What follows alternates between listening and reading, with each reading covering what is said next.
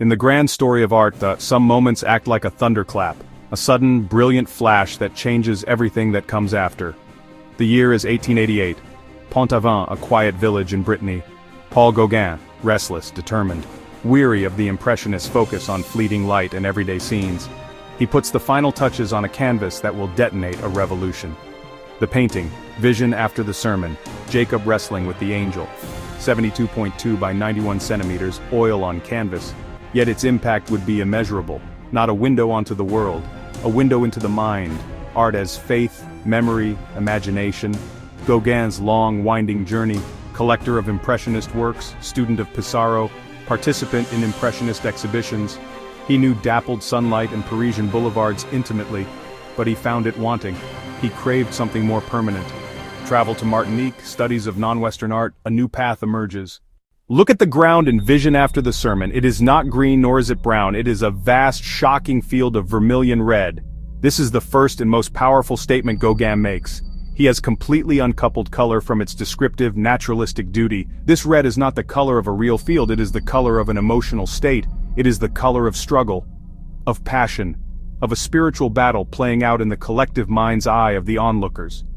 Gauguin famously advised his followers, if you see a tree as blue, then paint it blue. This liberation of color is matched by a radical flattening of space. There is little to no traditional perspective here.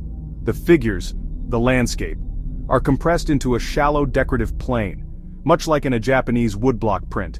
Gauguin uses strong dark outlines, Cloisonnism, named after the enamelwork technique of separating colors with metal wires. This stylization pushes the painting away from realism toward abstract, symbolic representation.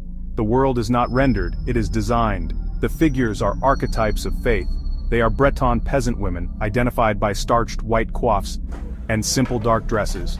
Their faces are deliberately crude, features simplified, expressions generalized. They are a collective, a unified spiritual body. We see them from a high vantage point, looking down like a divine observer. Slicing diagonally across the canvas is the trunk and branches of a dark, imposing apple tree. This is no ordinary piece of landscape. It is a brilliant and audacious compositional device, the hinge upon which the entire painting pivots. The tree functions as a powerful dividing line, cleaving the canvas into two distinct zones of reality. In the lower left foreground we have the real world, the group of Breton women, grounded and solid, heads bowed in contemplation after the sermon. They are the audience, the vessels of faith. This is the world of the tangible, the world of Pont-Aven, the world of shared human experience. On the other side of this arboreal barrier, in the upper right, the vision unfolds.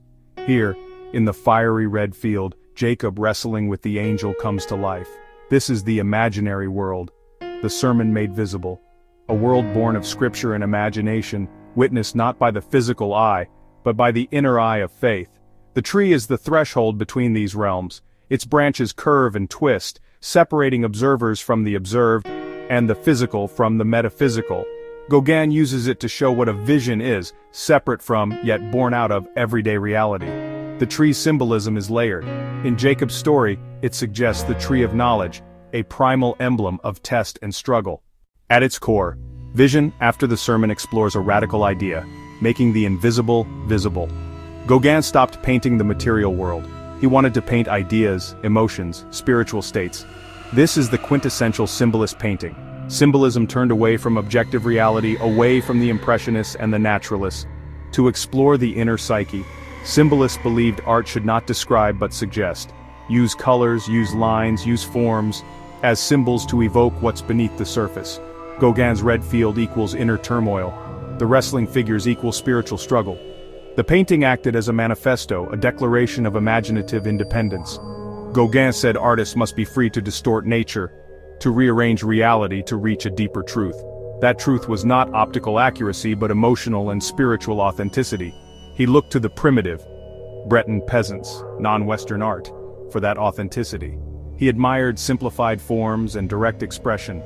The painting's meaning comes from synthesis, fusing a biblical story with the raw faith of a contemporary community, filtered through Gauguin's subjective vision. In 1888 the work was utterly revolutionary. The academic salons still ruled with polished historical scenes. The Impressionists pursued light scientifically. Gauguin belonged to neither camp, it broke all the rules. The The immediate impact of vision. After the sermon was seismic, even if it was felt only by a select few. It became the defining work for artists gathered around Gauguin in Pont-Aven. The painting's shockwaves rippled through the decades, altering the course of modern art. The Fauves pushed color into explosive territory. Matisse owed Gauguin a profound debt. German Expressionists drew from Gauguin too. Today, Gauguin's principles remain central.